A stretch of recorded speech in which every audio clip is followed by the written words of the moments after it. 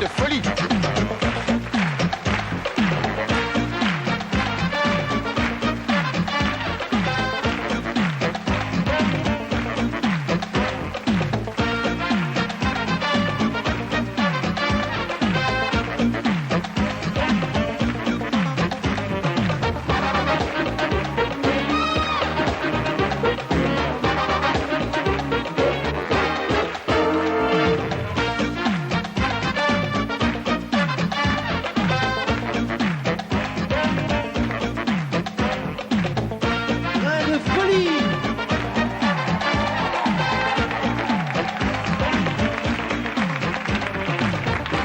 Avec Gérard Blanc,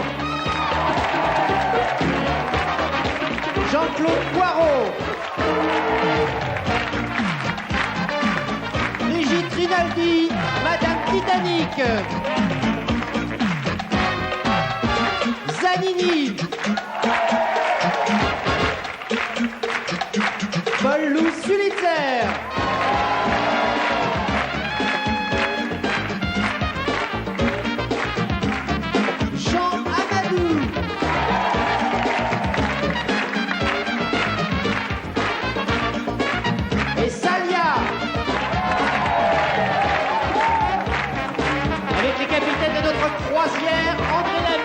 et Marie-Ange Nardi. Bonsoir et bienvenue sur notre plateau de Grande Folie pour 1h30 de jeux, de cadeaux, de candidats sympathiques, de plaisir et puis de Marie-Ange. Plein de choses, oui, hein, et merci de nous faire l'amitié d'être là pour cette nouvelle croisière. C'est vrai que le jeu et le spectacle vont être intimement liés comme chaque semaine puisque tous les invités que vous avez aperçus là il y a quelques instants feront l'objet de questionnaires. Alors vous ne vous étonnez pas, hein, lorsque vous verrez Kim comme ça surgir dans votre écran, c'est pour nous signaler justement à quel numéro de case de questionnaire correspondront les invités qui suivront. Comme ça c'est facile. Alors les cadeaux, c'est pas n'importe quoi, c'est le cas de lire, c'est par exemple une journée en rôle, c'est par exemple un week-end sur le Mont Sinaï, c'est à Prague, c'est en Florence, c'est vraiment des cadeaux qui sont superbes, on peut le dire. Ils sont magnifiques, je vous propose un aperçu sur tout ce qu'il y aura au menu ce soir. Pendant 44 jours, vous partirez à la conquête du sommet de l'Annapurna. Durant 15 jours, vous vous baladerez près du Grand Canyon au guidon d'une superbe Harley. Autre cadeau, 15 jours en Inde avec voiture particulière logée dans les anciens palais des Maharajas. 2 semaines également au carnaval de Rio, tout frais compris. À bord d'un voilier, vous visiterez les îles grecques pendant 2 semaines. Également 2 vols aller-retour de la Tour Eiffel à la Maison Blanche en Concorde. Une ascension du plus prestigieux des sommets bibliques, 9 jours avec un guide de haute montagne et 9 jours au pays des Maasai et du Kilimandjaro. Eh bien, je me retrouve ici avec Corinne et Jean-Marc qui sont nos candidats d'aujourd'hui. Alors, comment ça va? Ça va bien? Très très bien. Alors, qu'est-ce que vous faites dans la vie? Dites-moi tout. Je suis secrétaire. Secrétaire, et vous? Je suis consultant en formation. Vous avez des enfants? Non, pas encore. Pas encore d'enfants. Il faut y aller. Hein. Voilà. Eh ben oui, bah alors. Qu'est-ce que c'est que cette histoire? Et ça fait longtemps que vous vous êtes mariés? Ça va faire 3 ans. 3 ans. Ah bah c'est formidable. On les applaudit. 3 ans déjà. Bravo, Maria. Bravo. Gaëtan, Joël, vous êtes jeunes mariés aussi? 15 ans. Oh bah écoutez, en tout cas vous faites très jeune. Il y a plein d'enfants? Oui, 4 plus 1. 4 Ça plus fait 5. 1, ça fait 5. Oui, Voilà. le compte est bon. Et alors ça fait une grande famille, des veillées le soir au coin du feu. Hein? Qu'est-ce que vous habitez quelle région?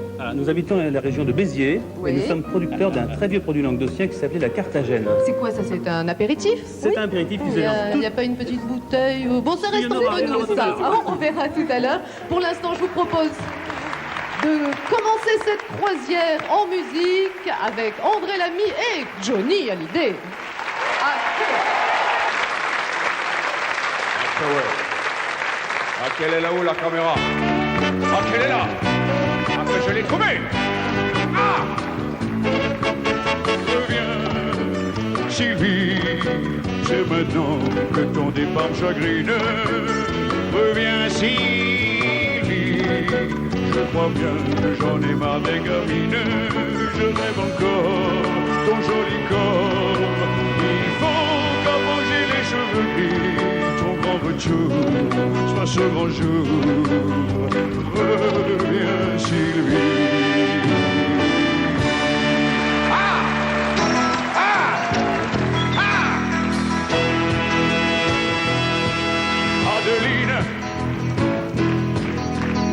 changé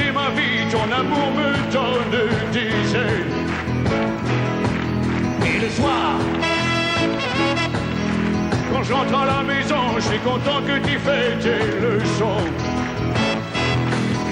Et je viens de chanter les berceuses que chantait Nathalie. Et tu viens m'embrasser, oh oui, dans la chaleur de Bercy. Oh, fini, fini pour moi. Je ne veux plus me séparer de ta lumière.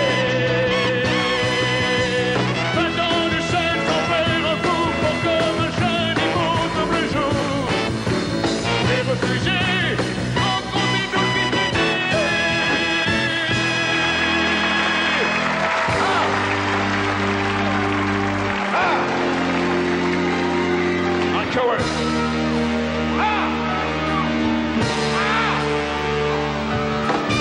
Encore un jour ou deux, et je fais mes adieux au public à la scène, à toutes les femmes que j'aime. Ah, que j'ai déconné, c'était une plaisanterie. Moi j'aime trop mon métier. Et j'aime non pas chanter.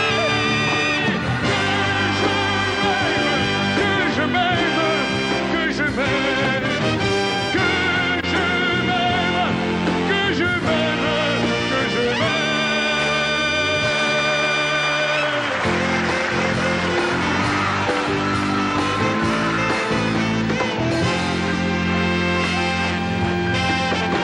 Je t'attends, je t'attends, je t'attends, je t'attends, je t'attends, je t'attends, je t'attends, je t'attends, tout le temps, tout le temps, tout le temps, chaque instant.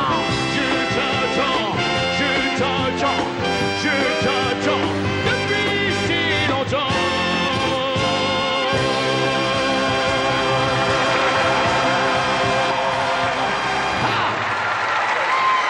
Ah oui, Goldfeder.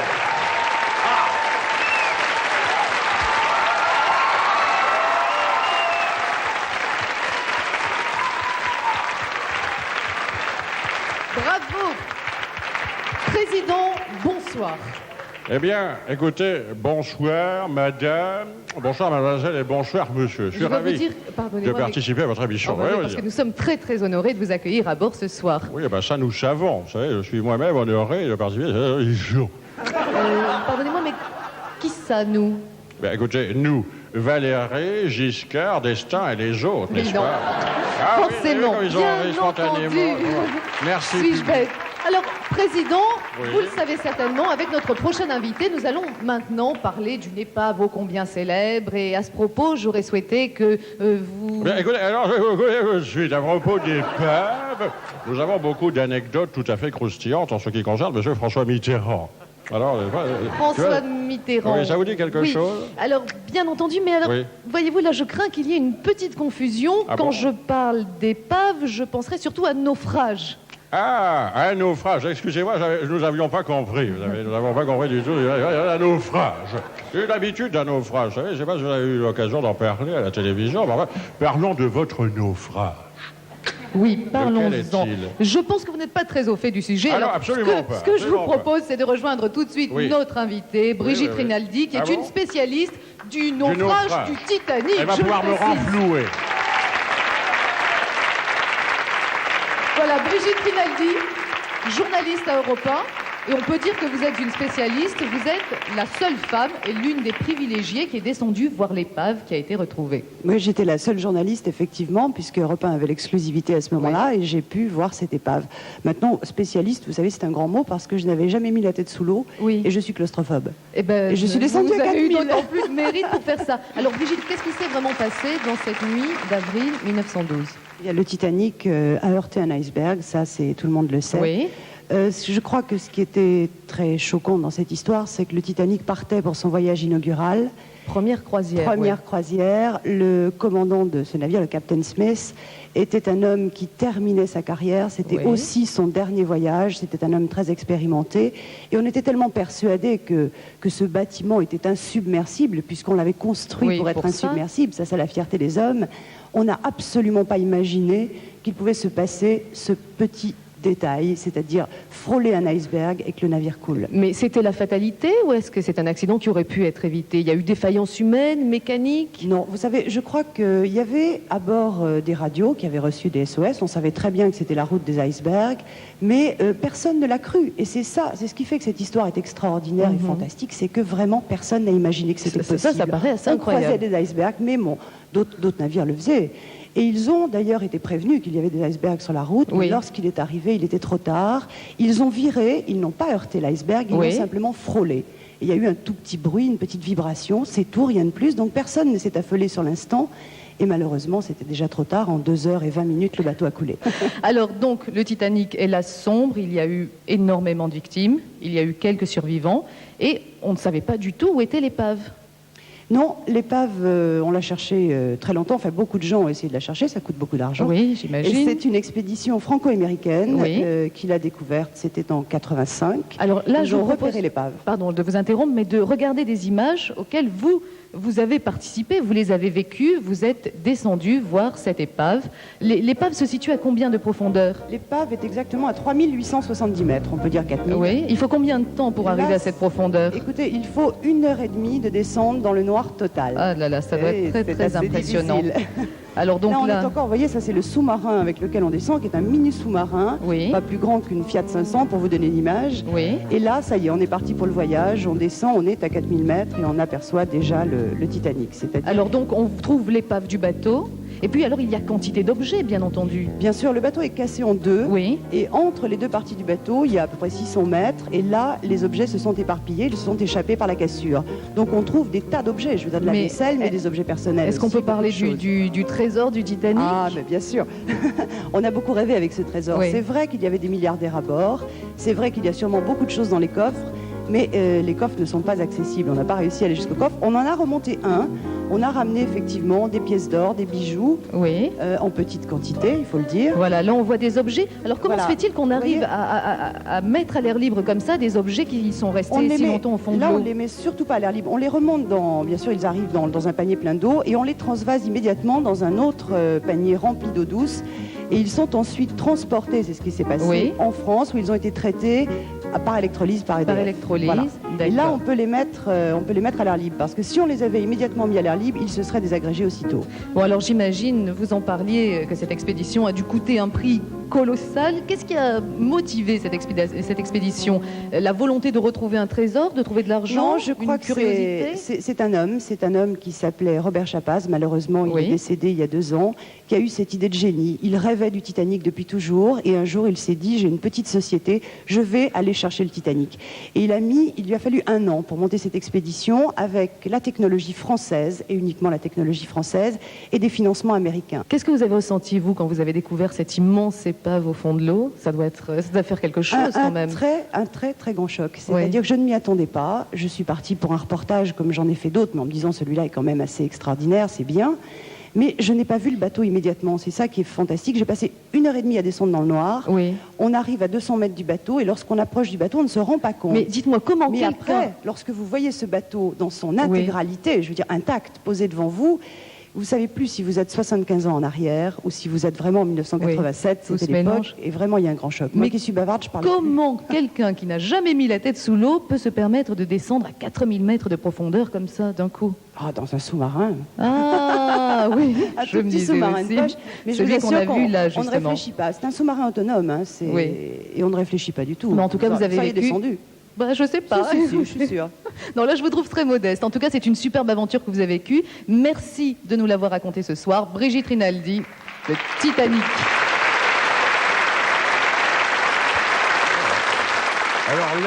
Alors là, je suis subjugué. Écoute, tu sais, Dieu, tout ce trésor au fond de l'océan, écoutez, alors ça nous bouleverse, non? Et oh là, Dieu, je disais que ça nous bouleverse, ce trésor. Le trésor Du Titanic. Moi aussi, hein. Oh, ça me Ça me fait mal. Écoutez-moi, Dieu. Avec tes relations bibliques, tu pourrais peut-être nous arranger le coup, non? Vous avez raison. Lex, je vais appeler Moïse pour qu'il nous fasse un passage. On n'aura plus qu'à se servir. Ah, écoutez, c'est amusant. C'est une super idée. Écoute, voilà ce que nous te proposons. Récupérer l'argenterie de Grande Folie. Oui, là, c'est en plus de ça, il faudrait qu'on récupère l'argenterie du Titanic. Et toi, tu nous laisses les diamants. Tu commences à faire notre collection, non? Top là. Allez. Et je demande à Bérégovois qu'il nous mitonne quelques factures ni vues ni connues. Ah bah écoutez, ça c'est formidable. Alors ça, on est géniaux, n'est-ce pas? Tu sais, nous pensons que toi et moi, on devrait faire équipe, non? Dieu ne fait équipe avec personne. Écoutez. Des petits arrangements par-ci par-là. Oui, peut-être. Plus à gauche qu'à droite, non? Écoutez, alors, laissez-nous être ton petit Jésus. Très bien, matériel, risques et périls, hein? Bon, l'histoire se répète souvent, hein? Oui, attention. D'ailleurs, je vais te présenter quelqu'un pour qui j'ai beaucoup d'admiration. Qui c'est, hein? Je vais vous dire, c'est un homme extraordinaire, n'est-ce pas? Je suis très content de vous présenter. Il est formidable. C'est monsieur Gérard Blanc, avec un nouveau 45 tours. Je vous demande de l'applaudir très fort. Gérard Blanc de Poirot.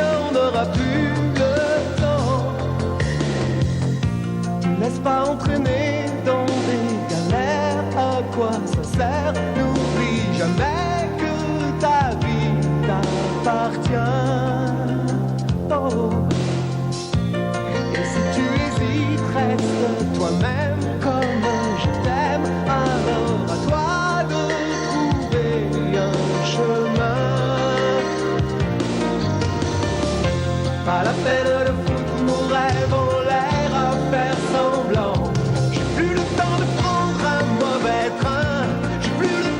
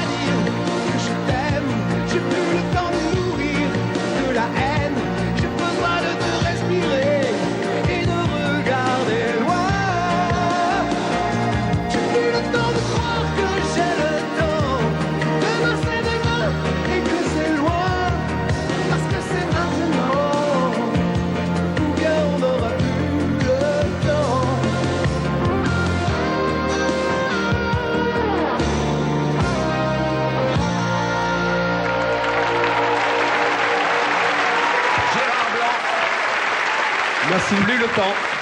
Ça viendra. Ça va bien? Ça va bien, je te remercie. Alors, c'est un nouveau 45 tours? C'est un nouveau 45 tours, c'est mon premier 20h30. Oui. Et il est extrait de mon album qui sort juste maintenant, qui est tout chaud et qui s'appelle Noir et Blanc. Alors, il paraît que il est assez différent du précédent. Oui, c'est un album qui est plein de contrastes. Je pense que j'ai mis dans cet album toute la passion et tout l'amour que j'ai pour la musique.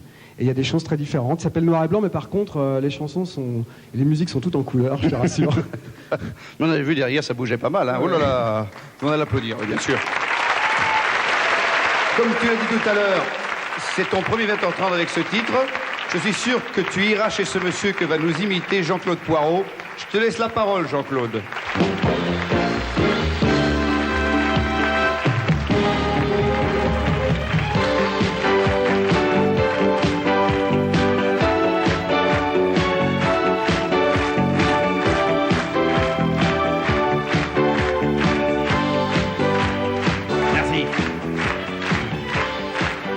Merci.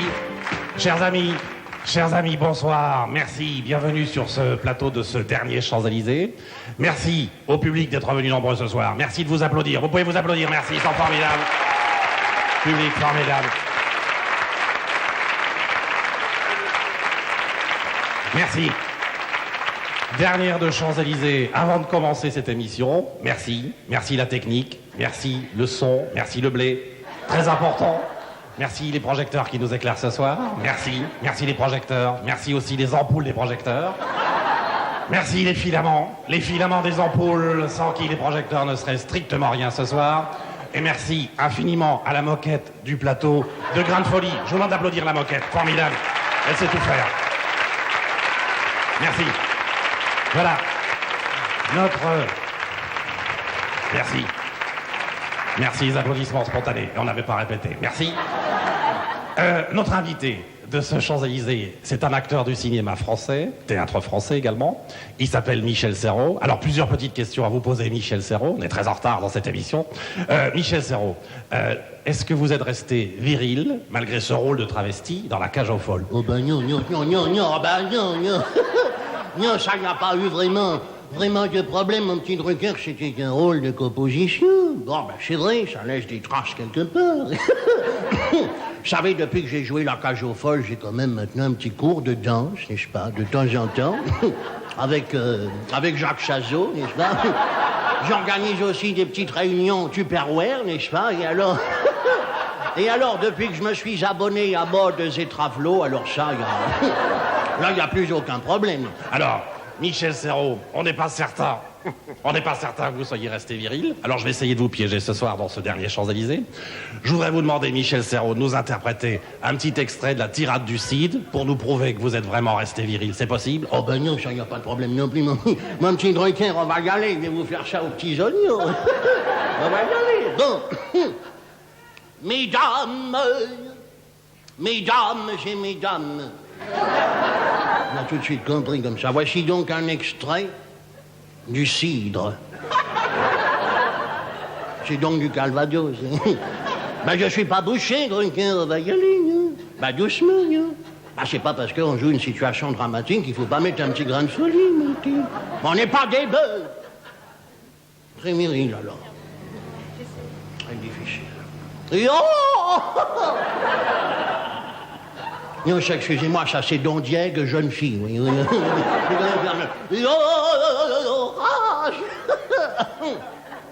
Comment, Drucker? Bah non, mais là, je suis au maximum de la virilité, mon petit. Ah non, je peux pas faire plus. Bah, c'est quand même assez viril, ce truc-là. Oh pas vraiment, non. Alors, vous trouvez ça comment, dites-moi? Ridicule. Non, c'est bien possible. Si Drucker le dit, c'est donc vrai, je suis donc ridicule. Vous savez, non, c'est pas très beau ce que vous avez fait là, Drucker. Oh non. Vous m'invitez comme ça dans votre émission.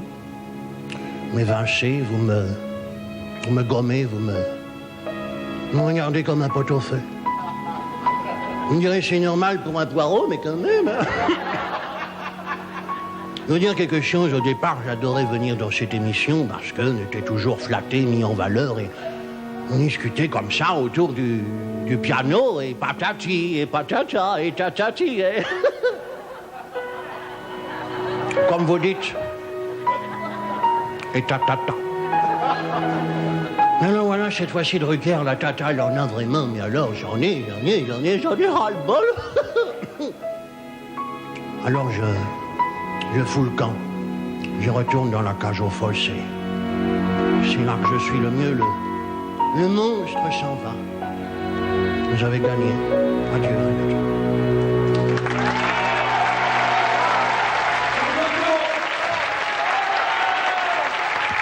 Merci André Lamy.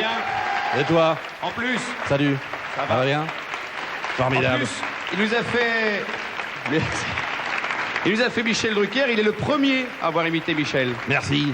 Merci de le préciser, André.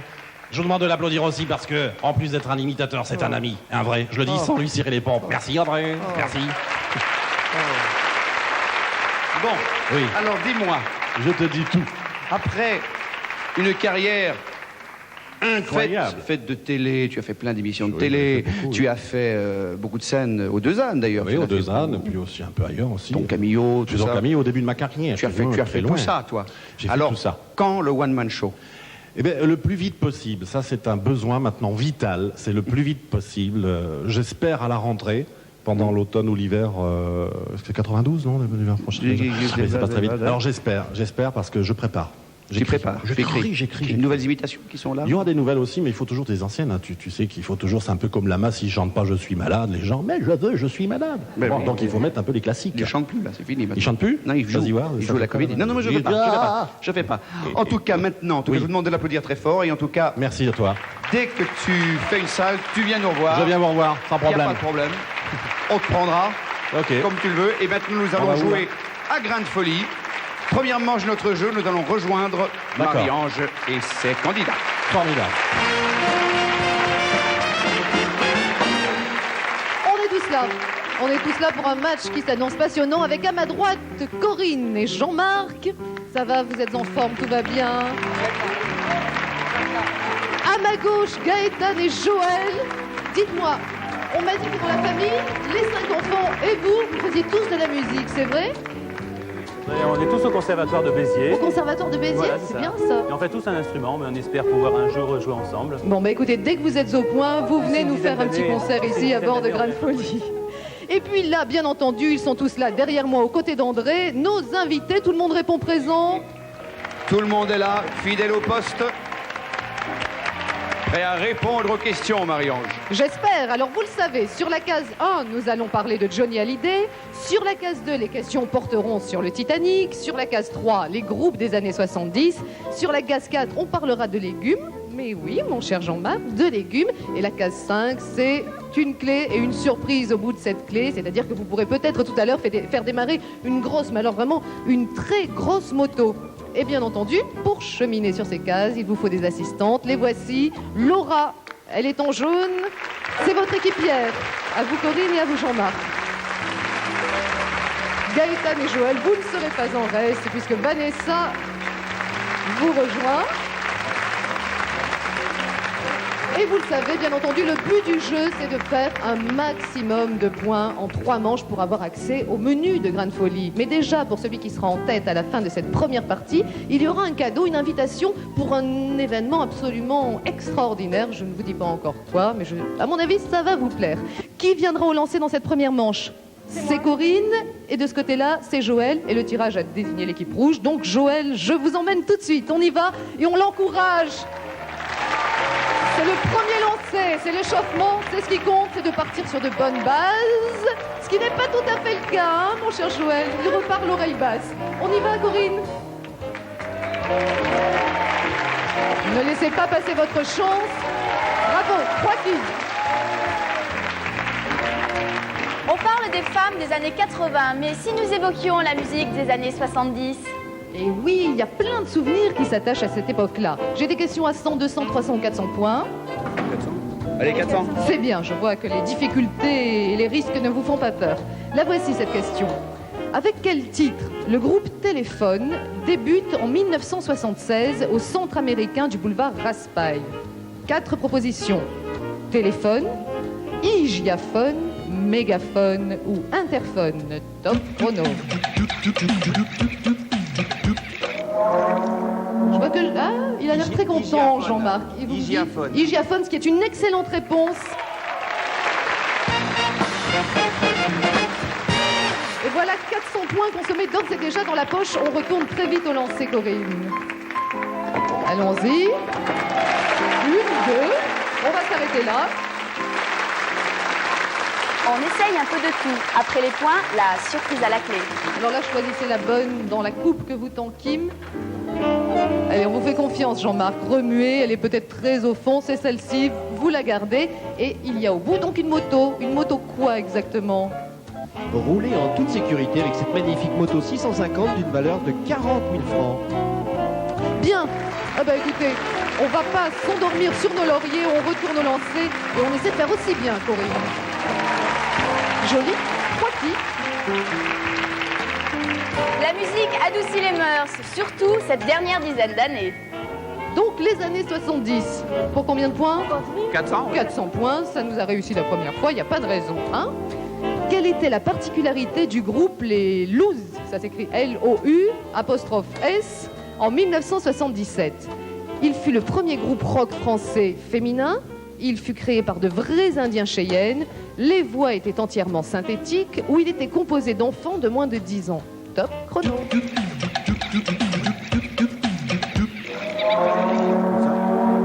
Enfant de moins de 10 ans. Non, c'est pas la bonne réponse. Alors, Joël, Gaëtan, il vous reste 3 possibilités de réponse. Allez-y, tentez votre chance. Les voix synthétiques? Non plus. Non plus. Figurez-vous qu'il fut le premier groupe rock féminin, ce que j'ignorais totalement. Peut-être que Gérard Blanc le savait. Non, non, non. Vous le découvrez en même temps que nous, mon cher Gérard. Moi-même, je n'en savais rien, ma chère Marie-Ange. Alors là, j'ai essayé de comprendre un peu. Alors, moi, j'ai pas été dedans déjà. C'est difficile quand même de se rappeler tout ça. Oui, hein, ma forcément. chérie. Heureusement que nos candidats, eux, se rappellent de tout. C'est donc à vous, Corinne, la main. Vous la conservez puisque personne n'a pu répondre à cette question. Mais vous la gardez pas longtemps, à ce que je vois. Allons-y, Joël. Non, c'est Joël pour toute cette manche. Allez, on va essayer de rattraper notre retard. Petit retard entre nous.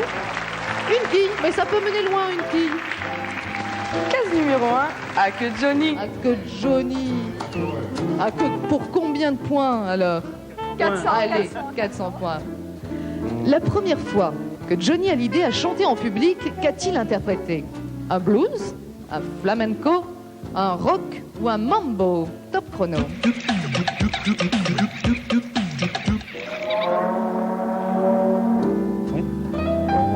Et Joël Gaëtan me fait une réponse. Hein? Un flamenco? Eh ben voilà une très très très bonne réponse.